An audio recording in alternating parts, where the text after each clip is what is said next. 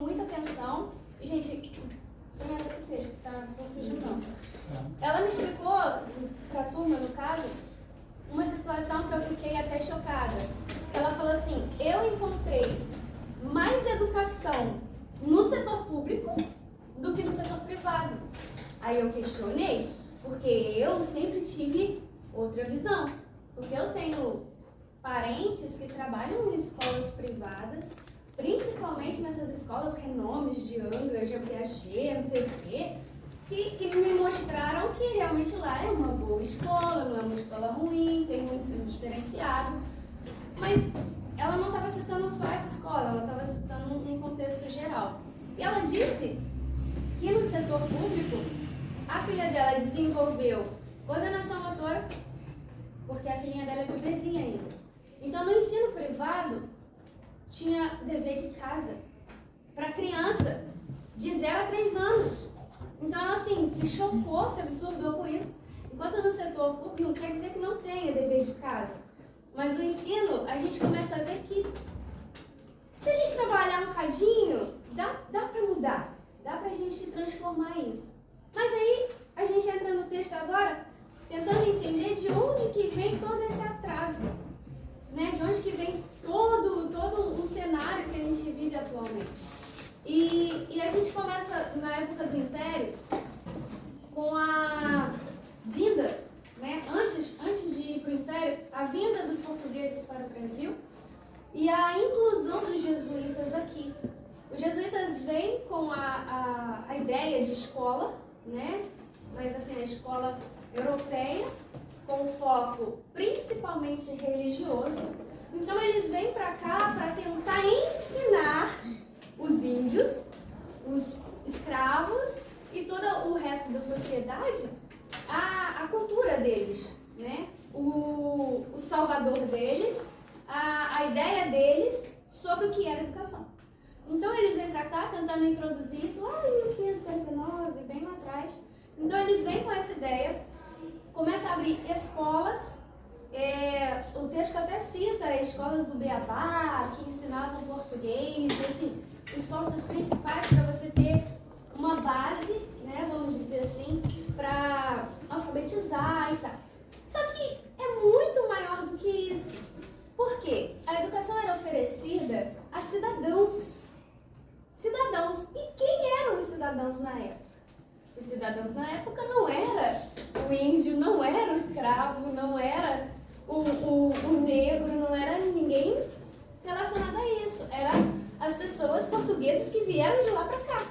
Então, assim, era muito limitado o estudo. Mulheres, esquece, gente, esquece, na época do Império, mulher nem tinha palavra, né? Não tinha nem voz direito.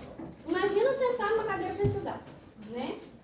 Então, assim, a gente começa já, desde aí, olhando para o nosso cenário e entendendo que tudo que está acontecendo hoje, o atraso que está acontecendo hoje, teve alguma coisa lá atrás, né? As leis, quando foram feitas, o professor Torquato, não sei se vocês já tiveram aula com ele, ele faz, gente, eu amei aquela aula dele, ele faz uma linha do tempo e coloca os anos e cada constituição brasileira explicando como foram inseridas as pessoas dentro das escolas.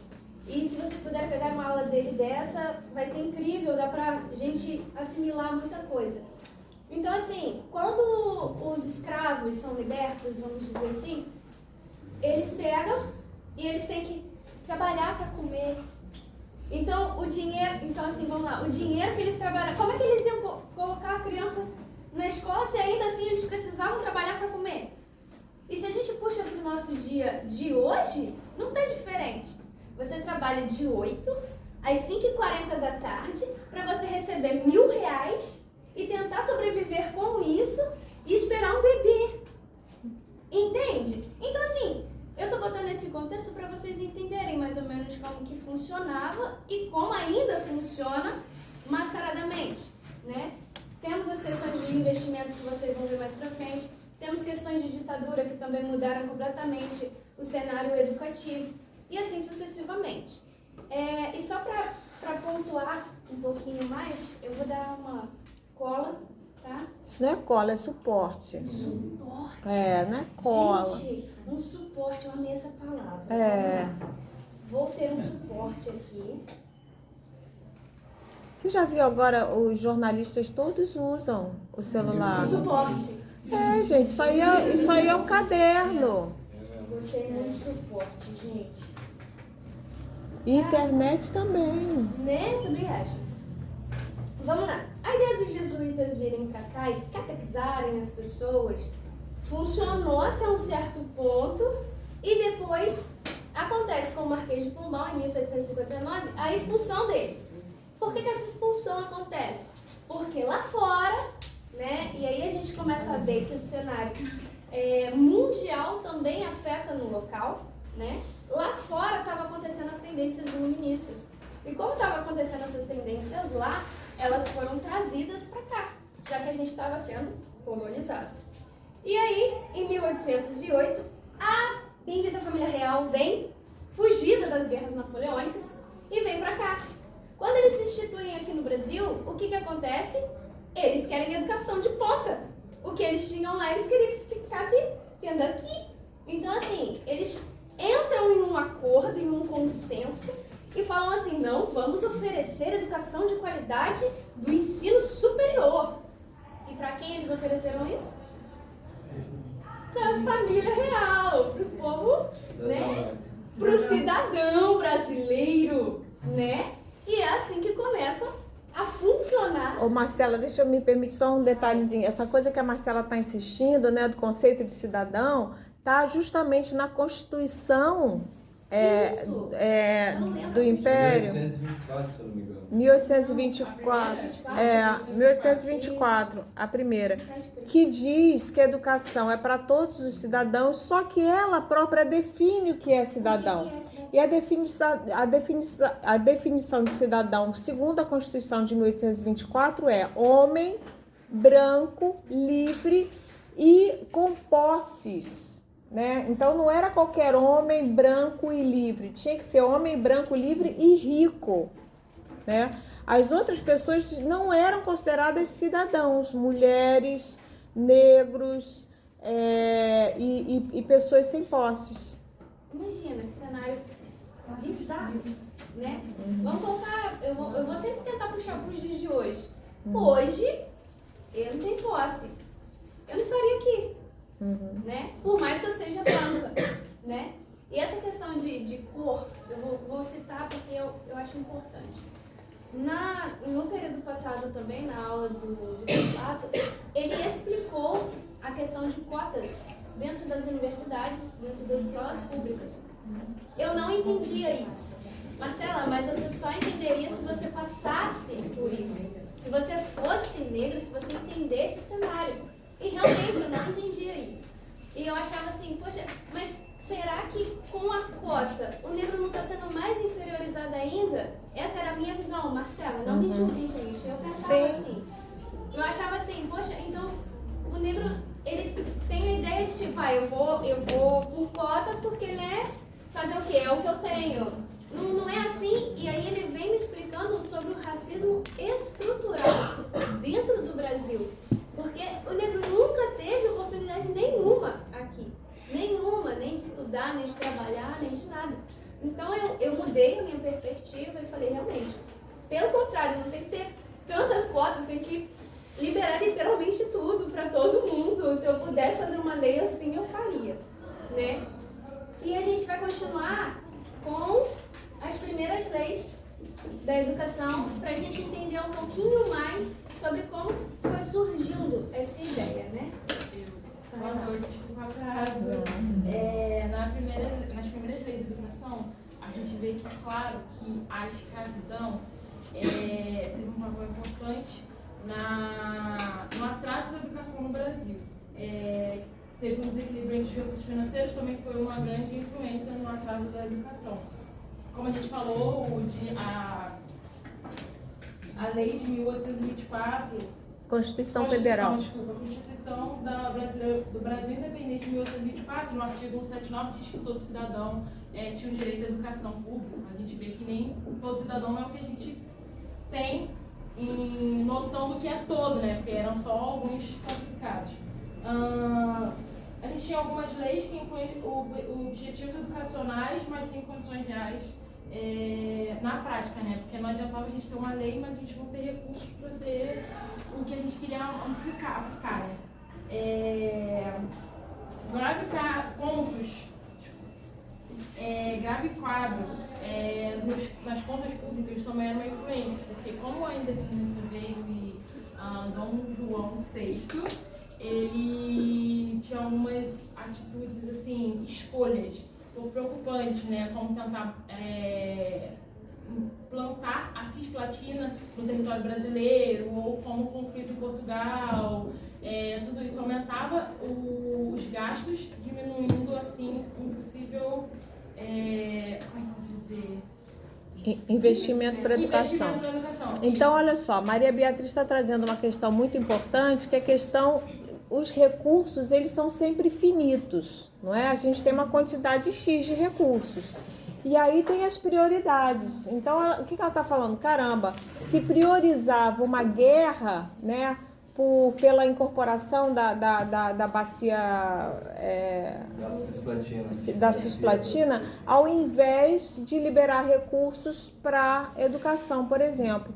Então, e esse ponto que ela está trazendo, que é muito importante, que é a questão de que não adianta a gente ter um marco legal. O marco legal, ele é necessário para a gente criar um sistema de educação, mas ele não é suficiente. Essa ideia de uma coisa que é necessária e não suficiente é muito útil para a gente pensar, né? Então, assim, é bacana ter uma lei que fala todo cidadão tem direito à escola, né? Aí já é ruim porque restringe quem é cidadão, a gente já vê que é um grupo muito privilegiado e pequeno, né?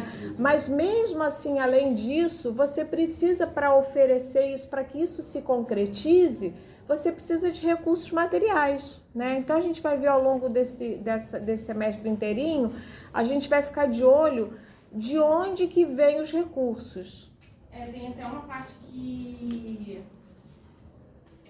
acabou que a senhora citou uma parte mais no final, mas que cita, que não tinha material didático suficiente, não tinha prédios escolares, então isso também é uma grande influência no atraso educacional, porque como não tinha... E tem uma coisa que a Marcela falou, né, desse primeiro período da história da educação no Brasil, dos jesuítas. Quando os jesuítas, quando estavam no Brasil, eles faziam essa coisa que é ruim, né, da catequese, da colonização de índios e negros e tal, mas tinha uma coisa positiva, que eles colocavam dinheiro, eles tinham grana, né? Então, quando o Marquês de Pombal expulsa os jesuítas, a gente sofre, a educação brasileira sofre um baque, uma perda de recursos enorme, porque eles saíram e não foi nada posto no lugar, entendeu? Aí vem a coisa das aulas régias, né, que você deve falar.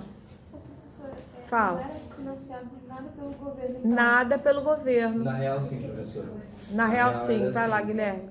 Eu não vou interromper você, mas só para fazer um adendo. Todos os recursos eram estatais, que eram dados aos jesuítas. O Marquês de Pombal, ele vai fazer essa discussão, ele vai ter essa discussão por conta mesmo da necessidade de o Estado, né, da coroa, empregar o conteúdo, né? O maior problema com os jesuítas era que eles não só catequizavam, né, mas toda a ideia eles tinham controle, república, né? Por exemplo, eles debatiam a república naquela época, né? Eles eram muito avançados em sentido de conteúdo e método, né? Então, enfim, todo o controle da escola era dos jesuítas, né? Enfim, tá no texto, desculpa. Nada, ótimo, gente, não precisa ser... Desculpa. Deixa eu só me organizar, que a gente já falou. Ai, deixa eu só falar um negocinho rapidinho. Gente, o seminário de vocês pode falar à vontade, se interromper à vontade, tá ótimo. Então, essa questão do financiamento, eu vou voltar no Torquato de novo, porque ele trouxe a pizza pra gente. Da onde que sai o dinheiro, né? Da onde que vai, pra onde que vem, né? E aí ele mostrou, de 4 anos pra cá, o quanto diminuiu a porcentagem da educação que já era pequena. Tava em 2 e, sei lá, 2,50, cai pra 2,30, assim. Querendo ou não, esses... Porcentagem do... Você está falando do orçamento. Isso, é muito alto. Se a gente for botar na ponta do lápis, os decimais são enormes de grande. E assim, o problema todo é, se antes não tinha financiamento, e agora?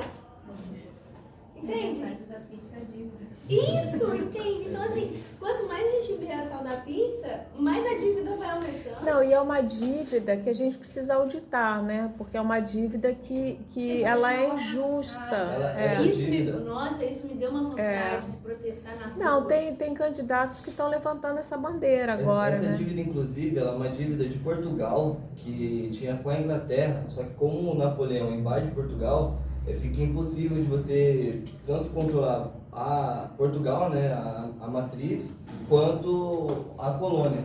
Então, a coroa portuguesa repassa isso para o Brasil, com a ideia de que eles iriam estar aqui, então quem tinha que pagar era a colônia.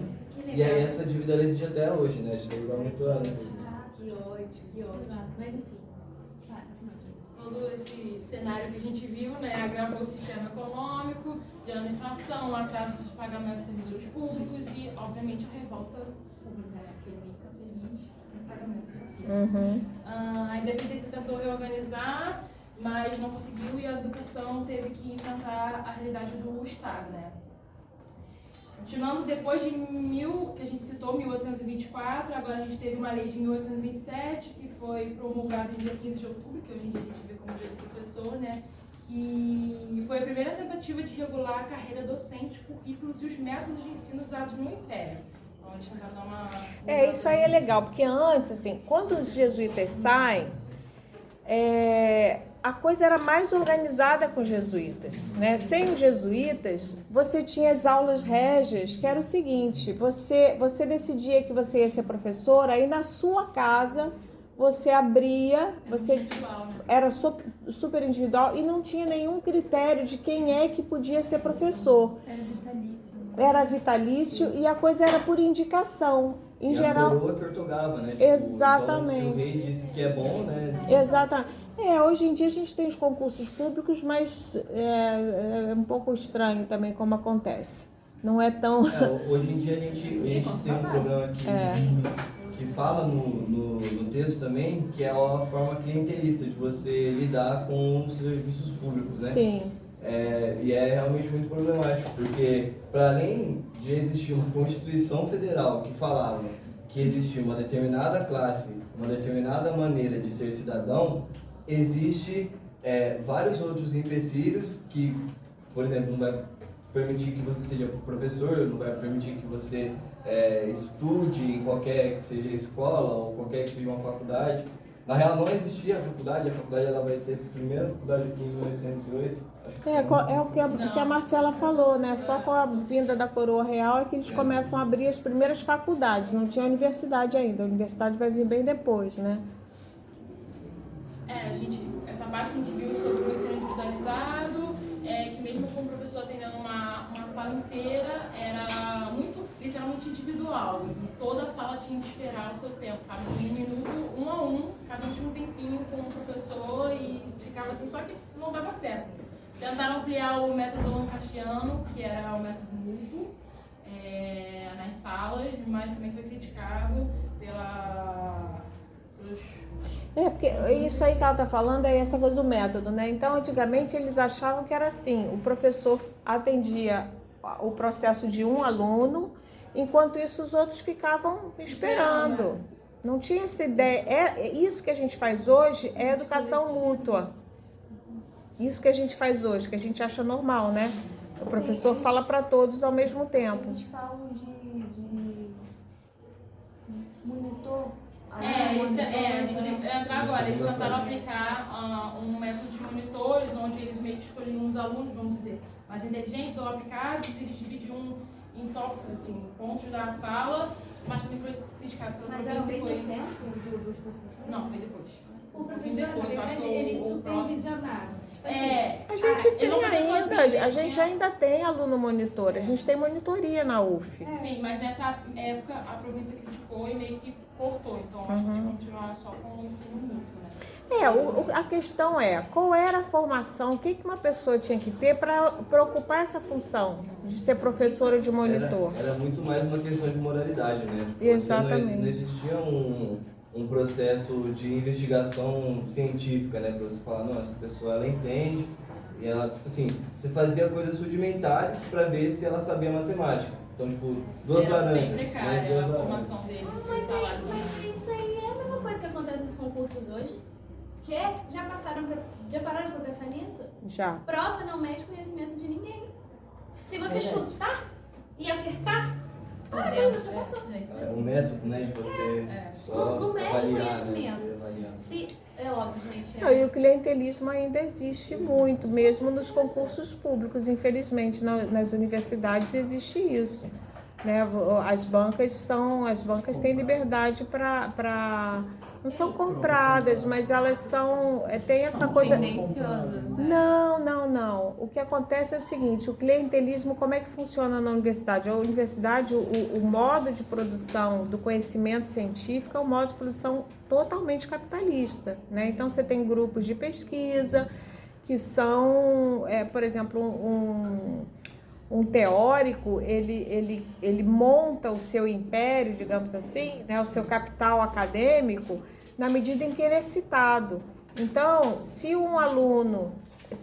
ele tem um aluno que faz o nome dele, interessa para ele que esse aluno entre na universidade e não o outro que critica ele, que não cita ele, entendeu? Então, por exemplo, se você é um livre pensador, alguém que não faz parte desses feudos, né? Você tem muito mais dificuldade de entrar no concurso público na universidade. Mas muito... Oi?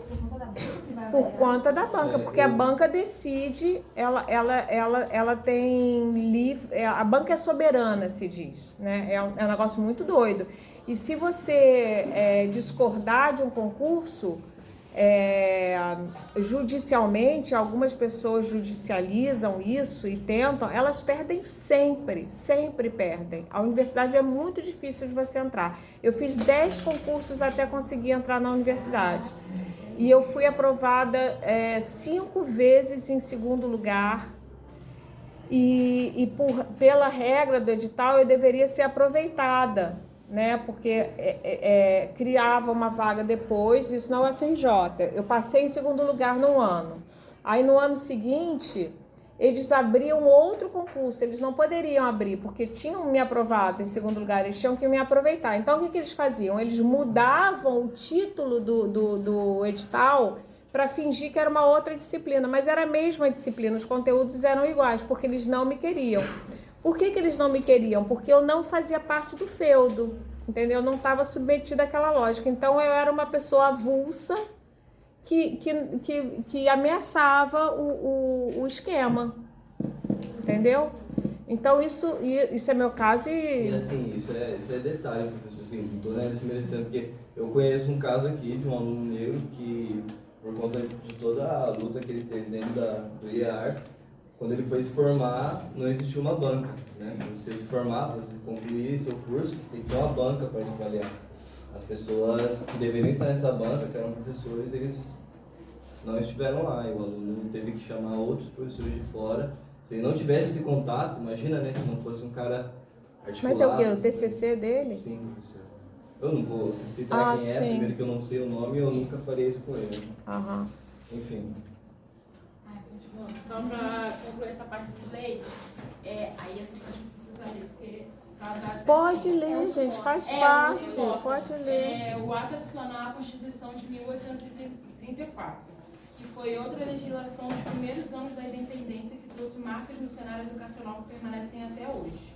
Essa lei delegou às províncias a responsabilidade por manter as chamadas escolares de primeiras letras, que seriam os ensinos fundamentais dos primeiros anos que a gente tem hoje em dia. Ensino Fundamental 1, né? Ensino Fundamental 1.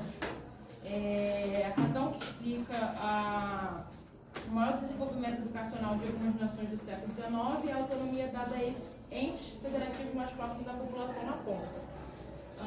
Mas o problema, né, tá?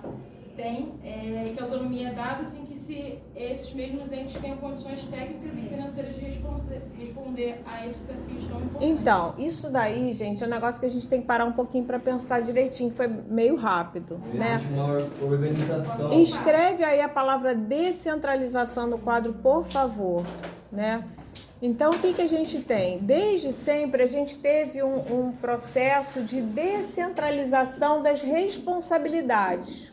O que é isso?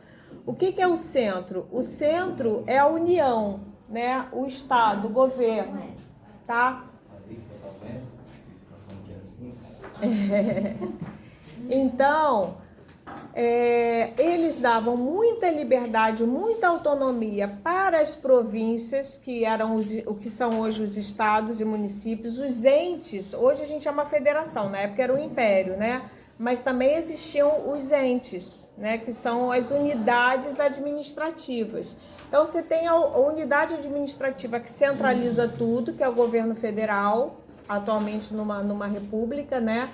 E os outros entes federados que vão se afastando desse centro, né? Então você tem o governo federal, o governo estadual e os governos municipais, não é isso? Basicamente, isso é muito bom na ideia. Exatamente. De, tipo, o município conhece aquelas pessoas, sabe a quantidade de pessoas que tem, a quantidade de escolas que deveriam ser ofertadas. O município em si, eu acho que por ser mais sucinto, ele tem essa... E por ele estar, como a Beatriz falou, por ele estar ligado à população, né? Ele é a ponta, né? Então você pensa assim, em termos de vaso sanguíneo, você tem a aorta, tem os vasos periféricos e depois tem os capilares que vão entrar vão nutrir as pontinhas dos dedos, os detalhes todos. É muito legal que o sangue vá para todos os lugares, né? E que cada ponta administre a gestão desses recursos e tal. O problema, então, você dá autonomia, descentralizar é uma coisa teoricamente muito bacana. O problema é o quê? Que eles descentralizavam as responsabilidades, mas centralizavam os recursos. Os recursos ficavam concentrados no centro e não iam para a periferia. É como um sistema circulatório que o sangue fica só nos órgãos nobres, né? Imagina um sangue que só vai para a cabeça, para o coração, e o resto gangrena, né? Os extremos. Então, mais ou menos isso. E é um problema, gente, que a gente tem até hoje no Brasil. É muito segregado. Né? Nós somos um exemplo disso. Acho que a BNCC é a maior... O IEAR, ela falou, o IEAR é um exemplo disso. É verdade, né? Porque e todas, a crítica que eu faço ao Reúne é isso, né? Que a gente acaba fazendo uma expansão precarizada, né? Porque é muito bacana você expandir, mas onde é que fica concentrado o dinheiro? Em Niterói. Então, não é bacana isso, né? E exigir, por exemplo, que a gente tenha o mesmo nível de desempenho que tem em Niterói é desigual, é injusto, né? Então, por conta disso, a gente começou a criar também a história das desigualdades no Brasil, né? Por causa disso mesmo. Se cada um tem autonomia, quem tem mais recursos consegue dar uma educação melhor, quem não tem, fica pior. É igual quando você servidor público, né? Tipo assim, eu comparo muito a minha cidade natal com Manga. Eu sou de Barra Mansa. Lá em Barra Mansa, o professor ganha R$ 998 por matrícula. É salário mínimo, no mínimo. Até hoje é assim. Ele vem com 1.200 no negócio. Mas por que isso acontece, sabe? Eu acredito que seja gestão. Não é. É uma questão de... É que eu tive essa aula, né, professor? Eu lembro dessa aula. Tipo assim, hoje em dia a gente tem leis que vão dizer assim, o Estado vai ficar responsável pelo piso salarial dos professores da rede pública do Estado. Mas... Ensino médio. Isso, ensino médio, por exemplo. Por exemplo, não é o ensino médio. Mas, como o professor falou, o recurso, ele é da federação. O Estado, ele faz impostos, né? Ele capta imposto, ele gira dinheiro, né? Tem que Recolhe. Recolhe. Tem gente que quer acabar com o imposto, né? Impressionante, ó. A mulher do imposto só, desculpa, que sempre vem na minha mente. E com esse imposto é que o Estado vai pagar esse professor. E aí a federação vira e fala, eu quero um piso salário, você tem que ter, os deputados federais, o parlamento federal, vai lá e diz, você tem que ter um piso salarial de R$2.000. Só que Campinas, né, a minha cidade, porque é uma cidade pequenininha, até tem bastante dinheiro, mas não é São Paulo. Então, tipo assim... Campinas recolhe menos impostos do que São Paulo. Então, Na verdade, São Paulo concentra a maior concentração de impostos está em São Paulo. Então, é muito mais fácil pagar bem o professor em São Paulo do que pagar bem o professor em Barra Mansa. Angra dos Reis é o município mais rico também. Consegue. Muito bem, os docentes. Exatamente. Tem um piso de 2 mil, se não me engano. 2 e pouco, 2,300. Agora, por incrível que pareça, essa relação entre bons salários não se reverte em qualidade de educação. A gente esperaria que em Angra o IDEB fosse mais elevado, não é? Já que se sobressai em termos de salário. É um dos melhores salários do Brasil. Mas não é. Tchan, não é. Por que não é? Aí já entra a questão que ela falou, que se a pessoa chutar, a prova passa. Não, tem que investigar, né? O que não está funcionando bem na rede. É muito relativa essa questão. O que você acha? Aí eu acho que a raiz do problema Não é muito, muito maior do que isso. Não, a questão a gente tende a achar, vocês concordam com isso? A gente tende a achar que existe uma relação direta entre melhores salários e melhor qualidade de educação. Deveria ser isso. Mas em Angra, curiosamente, a gente não tem essa relação. Então existem outros fatores, porque é uma coisa vetorial, né? Lembra aquela coisa de vetores? Você tem um vetor que vai para cá, um vetor que vai para lá, e um compensa, você tem uma força que empurra para frente, uma força que empurra para trás, a força que ganha que vai levar o movimento. Então, tem alguma outra força que atrapalha, né? Porque os maiores salários melhoram a qualidade, mas tem uma outra força que está atrapalhando aí, que a gente não sabe qual é. Você sabe, não sabe? Não sei, tem que estudar. Não sei mesmo, tem que estudar. Não, Tem que fazer pesquisa, é um TCC interessante para fazer. Reciclagem desses professores, atualização. Tem muita atualização em Angra também, viu? Assim, Eu acho que vai muito mais do que os professores. é que assim, se a gente for ler a BNCC, por Esse é exemplo, um dos fatores. É um dos fatores. ela não vai abarcar todas as escolas e as escolas de todos os estados ou de todos os municípios, né? Ela vai trazer propostas ali que muitas vezes não se encaixa, por exemplo, com uma comunidade ribeirinha.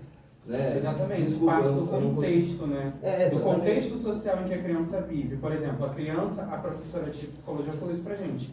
A criança da ilha não vai aprender como a criança aqui do continente aprende, entendeu? São visões diferentes. A criança do Polo Norte, por exemplo, digamos assim, vai ser diferente do aprendizado da criança Mas do o Brasil. que a gente deseja em termos de sistema educacional? A gente deseja superar essas desigualdades, porque a gente quer que todos tenham as mesmas oportunidades, porque senão, o que acontece?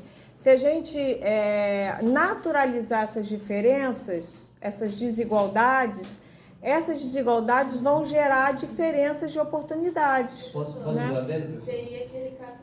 Desculpa. Fala. Seria aquele caso que a senhora citou na aula passada. Exatamente. Que era 10 lá e quando chegou aqui ele. Não foi 10. Ele não era 10, ele era 10 lá. Aqui ele não era nada. E aí não conseguiu a vaga numa escola pública de qualidade gratuita. Injusto, né? E a minha filha conseguiu, Que era mediano. que precisava menos, mas tinha mais condições. E eu vou deixar de colocar ela na escola pública por causa disso? Não, eu não tenho jeito de dizer, olha, a minha filha, prefiro que vá... Se ela não fosse, a vaga ia para uma não ia para ele, também. não ia para ele. Então, para a gente entender que essa assim, existem outros saberes, é evidente que as pessoas da ilha têm outros saberes, né? Só que a falta de domínio nos saberes escolares fecham portas. Eu acho assim, professora, desculpa te interromper. Pode? Eu tô fazendo uma aula de currículo e o William, ele é muito... O William, né? O William, enfim, não lembro do sobrenome dele. Ele é muito enfático no sentido de não existe um currículo, né? A gente está lendo teorias de currículo. Não existe... Currículo, ele a princípio é um documento. Ele é dado como algo que você vai ali no começo do ano, vai planejar, entende? Mas quando você entra dentro da sala de aula, é muito diferente. Eu tendo a discordar um pouco assim. Eu tenho uma linha, por exemplo, que é contra a BNCC e tal. Eu sou a favor. Tá? Não contra, professora. Nem falo sobre a base nacional. Assim, deixa eu falar assim, para vocês. Nesse texto mesmo a gente fala isso, né? É muito importante que a gente tenha uma unidade no Brasil inteiro. É claro que uma unidade sem uniformidade, isso é uma coisa bem diferente. Isso está no Manifesto dos Pioneiros, que é um documento de 1922, que já previa essa ideia, já tinha essa reflexão de defender uma unidade sem uniformidade. Então, é muito importante você oferecer uma educação diferenciada para os estudantes do continente e os estudantes da ilha. Ok, mas desde que o resultado seja o mesmo, né? Eu tenho que dar igualdade de oportunidades para as duas pessoas. Por quê? Porque senão o filho do pescador, ele não vai poder ser outra coisa a não ser pescador. Não, professora, não é isso, professora. Assim, desculpa, eu discordo. Fala. Porque assim, o maior problema hoje do currículo e da escola pública é qualquer aluno que seja, em qualquer lugar que seja, em qualquer região, ele não se enxerga dentro daquele espaço. Aquele espaço, ele não é um espaço de aglutinação dele enquanto ser humano, enquanto pessoa, né? O plano de aula, ele é feito de maneira, construtivista, entende? Tem até uma outra palavra que agora fugiu. Mas enfim, sempre pensando num algo a mais, né? Numa universidade, Enfim, eu não estou falando aqui do fim do vestibular, tá ligado? Não estou querendo fazer devaneios. Mas eu acredito que o aluno, a aluna, eles nunca existiram de fato. Nós nunca fomos perguntados exatamente o que a gente precisava aprender e para onde a gente iria. Bom, isso aí é um debate. Acho que a gente podia voltar para o. Esse debate vai ser muito grande agora. É legal, mas vamos tentar voltar. Não, as partes da vida vão concluir, a gente pode ir para a continuidade agora. Eu entendi. Então, para além da questão econômica, que também foi um fator que agravou o nosso atraso na educação, também teve a questão da descontinuidade das políticas públicas. A gente pôde observar no capítulo Império, principalmente nas estratégias de formação dos professores que eles utilizavam naquela época.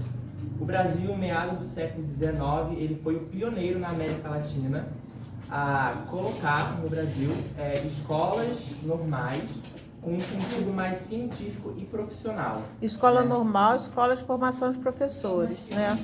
Então isso é muito engraçado a gente pensar, né? A gente foi pioneiro nisso. Na América Latina não tinha nenhum país que tivesse. Então, nesse capítulo, o Antônio ele vai chamar a atenção de que já na época do Império a gente diagnosticava bem os problemas do Brasil, tinham boas, um marco legal até bacana, né? Mas o problema mesmo era descontinuidade e falta de recursos. Porque não adianta você identificar que a pessoa está com câncer, por exemplo. A pessoa está com câncer, mas não investe dinheiro num tratamento, né? Ou pior, né? Começa um tratamento e depois descontinua quando muda o governo, acaba com aquele tratamento, acaba o Bolsa Família e vira Auxílio Brasil. Entendeu? Por que vai descontinuar uma política que estava funcionando? Só para dar outro nome, né? Exatamente. É um exemplo de descontinuidade de política pública que não é bacana. Então, essas escolas, elas vieram com o intuito de desconstruir, de substituir o modelo que era utilizado anteriormente, que era o modelo artesanal, que eles chamavam, né? Que os modelos, que os professores, eles eram avaliados se eles eram proficientes ou não no que eles ensinariam, mediante a exames rudimentares, atestados de moralidade. Enfim, esse modelo ele veio no... Ou seja, era mais importante para você ser um professor que você fosse uma pessoa moralmente aceitável, para os né? modelos daquela época. Para os modelos daquela época, que fosse uma moça de família, por exemplo. De fato, a competência técnica. De fato, a competência técnica. Oi? Não podia, não. Era só homem. Só homem que podia nessas escolas. Um moço de família, isso. Um moço de família. Um cidadão rico, branco. É estranho pensar, né? Escola normal, sem mulher nenhuma. E hoje em dia é ao contrário. Tem ao muito mais contrário. mulheres que homens, né? Obrigada. Enfim, então esse modelo ele veio no desgaste das propostas liberais. A primeira escola ela foi em Niterói. Então os grupos conservadores dessa época, eles queriam que essas instituições viessem com o intuito de colocar ordem moral na sociedade, né? Abaixar a criminalidade, de fato colocar ordem. Eles até usavam que eles queriam fechar prisões e abrir mais escolas, né? Mas Isso é muito legal de pensar, porque hoje, se você olhar, por exemplo, a campanha, se não me engano, do Ciro Gomes, ele fala muito na bandeira do ensino integral, né? Só que ele sempre associa, existe pesquisas que estão associando a diminuição dos índices de violência no Ceará ao aumento das escolas integral, de matrículas em horário integral, né? É verdade, tem essa relação. Aí a gente pensa, poxa, isso é bacana mesmo, né? Realmente é. Só que tem uma outra questão que o que está por trás disso é uma reordenação do que seria a função social da escola, né? Ou seja, você usa a escola não para educar, mas para tirar as pessoas da criminalidade. É legal também tirar as pessoas da criminalidade, mas essa não deveria ser a função principal da escola. Mas aí quando você tira a pessoa da criminalidade, você dá um norte para ela. E aí, talvez você nem sempre. Mais Você pode simplesmente tirar da criminalidade e deixar a pessoa ocupada na escola. Ela fica lá. O tempo integral é justamente isso, né? De deixar o dia todo literalmente que não esteja na rua. Tempo integral. Eu estudei em tempo integral. Foi muito legal a minha experiência com o ensino integral. Agora, eu estudei em tempo integral. E dentro da escola aprontava horrores. porque é curioso, é o que vai ser ensinado. Então, só que no meu ensino integral, a gente tinha aula de uma porção de coisas. Então, assim, para a gente estabelecer, olha só, vamos pensar em termos de dinheiro. Se você é um gestor, tá? E você tem na sua cidade muita história de criminalidade. Tá? Então, você aumenta a carga horária das escolas, transforma várias escolas em horário integral, ok. Só que você quer economizar dinheiro, você não quer investir dinheiro. Então, o que você faz? A escola passa a ser um depósito de adolescentes e crianças, entendeu? Porque se você não põe dinheiro e aumenta a carga horária, você vai ter quem cuidando dessas crianças? Você vai ter... A escola passa a ser um lugar para guardar pessoas, para guardar esses corpos potencialmente perigosos, entendeu? Você guarda as pessoas na escola, mas você não está formando as pessoas. Então, a gente quer escola integral, sim, mas a gente quer que essa escola integral seja uma escola de qualidade, com uma estrutura, com professores, com boa alimentação. Uma ideia de controle social do que realmente exatamente. A expressão é essa, controle social. Mim, na minha opinião, ele fala isso é muito arbitrário, porque ele não fez nenhuma pesquisa de relação. Não, existem pesquisas. Existe? Existe. Mas eu acho que não tem. Alguns crimes que a gente vê não tem relação com pessoas que não têm educação. Em geral tem sim, as pesquisas dizem mas isso. eu acho que normalmente as pessoas que cometem tipos de crime é porque, sei lá, tá passando fome ou algo assim. E Não, precisa. sim, a questão não é essa. A questão é a gente pensar. Olha só, a questão é a gente pensar de novo aquela coisa que isso é necessário, que as pessoas não vão para o crime, isso é legal, né? Mas isso não é suficiente. A gente não quer só pessoas que estejam controladas socialmente. A função da escola passa a ser de controle social. Isso é uma diminuição, né? Isso está aquém das funções clássicas republicanas, né? O que a gente gostaria que uma escola fosse criar pessoas com condições de inserção, de um bom posicionamento no mercado de trabalho. E a por reforma exemplo. do ensino médio ela só deixou matemática e português como Exatamente. principal. Então, que criança que você quer educar, né? Para Exatamente. ser caixa de mercado? Exatamente. Mas é isso, eles tentam É isso que eles É exatamente o que eles querem. privar Só pra pessoas do que dinheiro. realmente é o objetivo, né? O nosso objetivo aqui é conseguir algo melhor. Só que nem todo mundo tem essa oportunidade, porque tem que sair, tem que trabalhar, tem que sustentar a casa. Sim. A criança no ensino médio, vamos dizer assim, está trabalhando para sustentar a mãe que não consegue emprego. Sim. Então, assim, O que são- trabalha também, a mãe tá trabalhando e ajuda dentro de casa. É isso aí. E acaba se tornando uma bola de neve, né? Porque acaba surgindo a evasão escolar. Sim. Exatamente. Abrir mão de E a A pessoa maioria desses prefere- adolescentes também acabam virando pais, mães e assumem outras responsabilidades. A né? pessoa Sim. prefere trabalhar do que estudar, gente. É. Precoce. Não tem jeito. Não tem jeito. Enfim, recapitulando, voltando pro capítulo, essa escola sofreu duras críticas devido ao seu alto custo, era caro de se manter essas escolas normais, e também sofreu um golpe que foi a reforma de Couto Ferraz, que ela foi no Rio de Janeiro, né, no caso as províncias, elas eram responsáveis por essas escolas normais. Essa reforma ela foi no Rio de Janeiro, mas gerou impacto por todo o Brasil. Essa reforma ela dizia que os professores eles poderiam ser recrutados entre os alunos das escolas primárias que apresentassem bons resultados e correspondessem novamente às normas e à ética moral daquela época. Então, assim, como isso era mais barato para os corpos públicos naquele momento, acabou sendo uma crítica e sendo prejudicial para esse modelo de escola normal. E como que os professores eles eram contratados? Novamente, tinha a relação de clientelismo. Né? Eu te dou um favor em troca de apoio político. Então, os professores, eles não tinham tanta... Todo mundo entendeu isso, esse conceito, ele explicou lindamente aqui o que é clientelismo, né? De novo, explica de novo. favor em troca de apoio político. Isso. Hoje em dia isso Isso é aí até cargo hoje, comissionado, exatamente. cargo comissionado. Exatamente. Não, gente, isso existe em várias instâncias pertinho da Não gente, só em todo educação, pra lugar. conseguir um emprego hoje em dia, só consegue emprego quem tem contato. Isso é verdade. É, Eu só entrei na Bonfim, eu trabalho na Bonfim. Deixa eu baixar. Baixa a passagem, Aliás, por favor. é verdade. Gente, eu tenho que ficar em segredo, né? Eu não podia ter falado isso. Mas enfim, eu trabalho. Gente, eu sou só recepcionista, tá? Deixa eu baixar, sabe?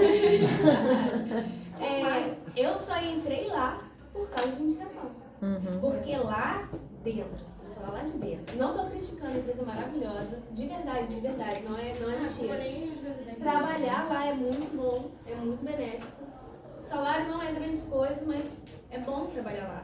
Nós temos uma boa relação com as pessoas. de trabalho. Não, realmente, é um lugar muito bacana de se trabalhar. Mas assim, para entrar lá, você precisa ser indicado por alguém. E os filhos de quem trabalha lá conseguem entrar. É igual o Jovem Aprendiz. Tem que ser filho do Jovem Aprendiz motorista. tem que ser filho do motorista. Não é que tem que ser. Até abre, até abre. Era pra mim não falar esse tipo de coisa, pode pagar essa parte. Mas enfim, eu não quero ficar sem emprego. Pelo amor de Deus, eu tenho um filho aqui. Você não pode ser mais mandado embora. Já viu? Mas enfim, essa questão do clientelismo existe em todo lugar. Não onde a gente trabalha. Na nossa família. Ah, sim. Na nossa família existe. Na nossa família existe. Na nossa família existe assim, descaradamente. Já viram filho preferido? Não. Não existe filho. Não, de jeito nenhum. Não existe porque você é o filho dele. Não existe porque você Vamos continuar. Então, troca de favores, Troca né? de favores. Os professores eles entravam nas instituições mediante essas trocas de favores. Então, embora a gente conseguiu entender que a falta de recursos foi também um limitador para a expansão da educação no Brasil, todo mundo concorda também que a falta de planejamento e de coerência das políticas públicas também foi um ponto muito importante para o nosso atraso. Porque não adianta a gente querer fazer uma educação para todos se o todos é um grupo direcionado a interesses privados. Muito bem. Bom, Bravo. bom, e como muito bem os colegas, minhas colegas me antecederam, então a gente está falando aqui de algo de cima para baixo. O que eu quero dizer com isso?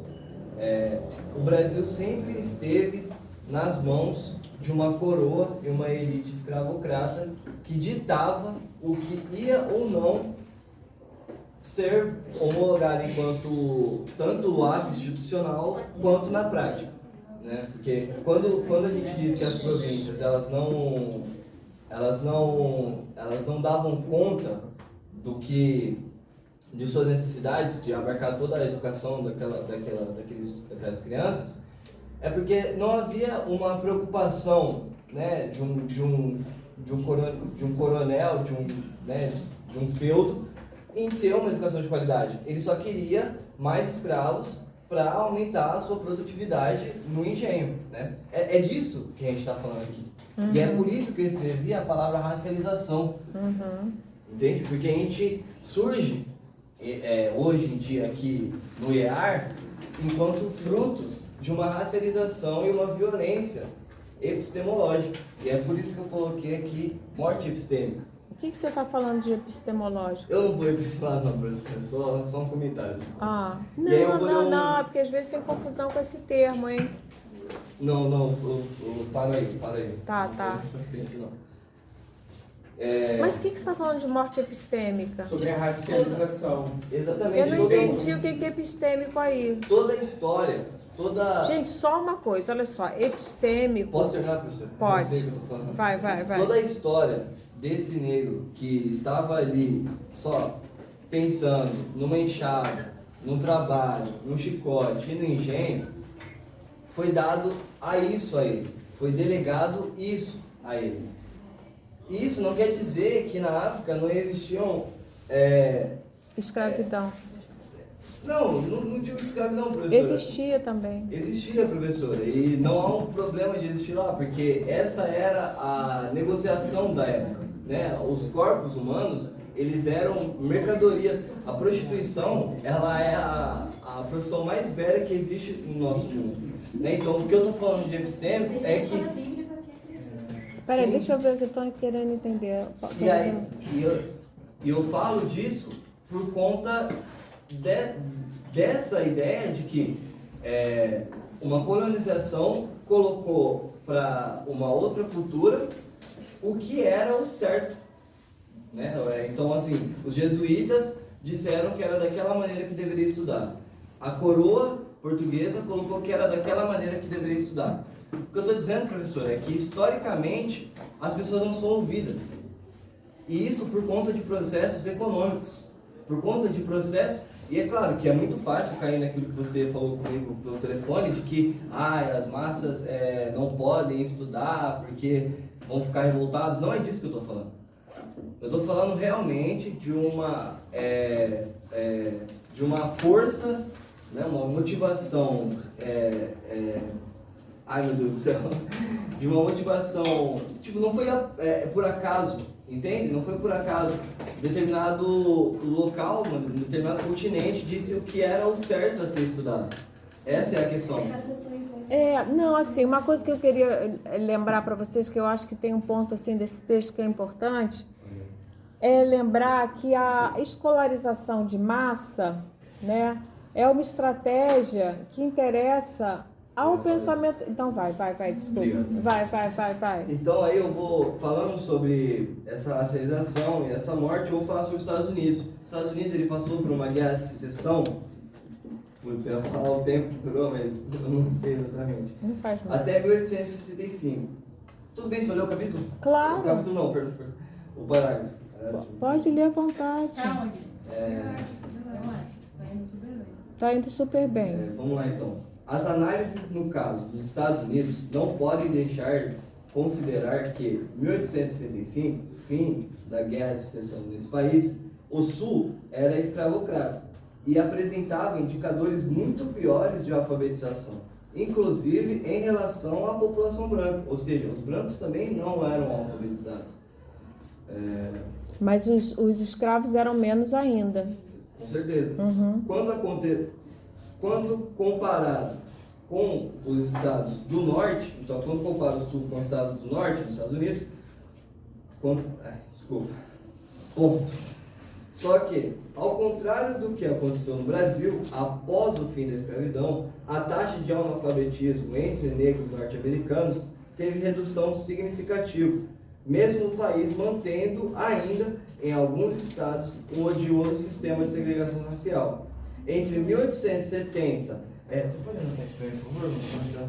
Entre 1870 e 1830, a proporção de analfabetos entre não brancos, ou seja, não só negros, né, entre não brancos, caiu de 80% para 16%.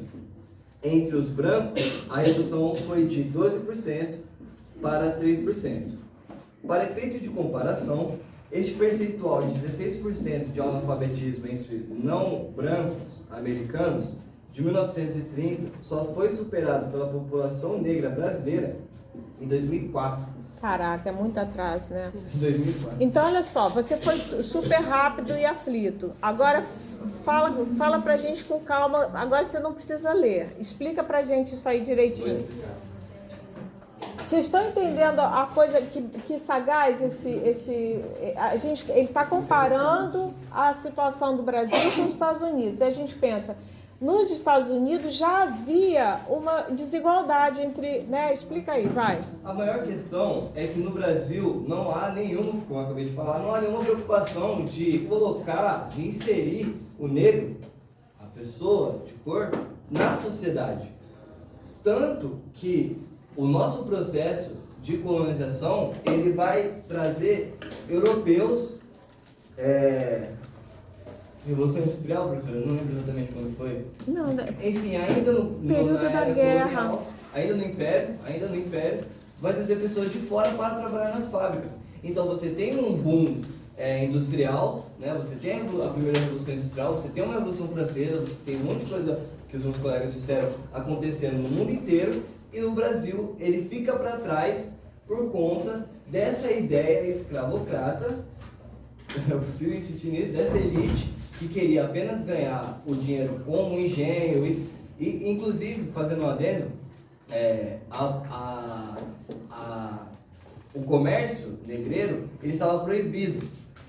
Desculpa trazer, não consegui lembrar a data exata, mas ele já havia sido proibido, 60, se eu não me engano, 1860. Ele já havia sido proibido, já existia a lei de terra, já existiam várias coisas dizendo que a Inglaterra, né, queria que acabasse com essa escravidão.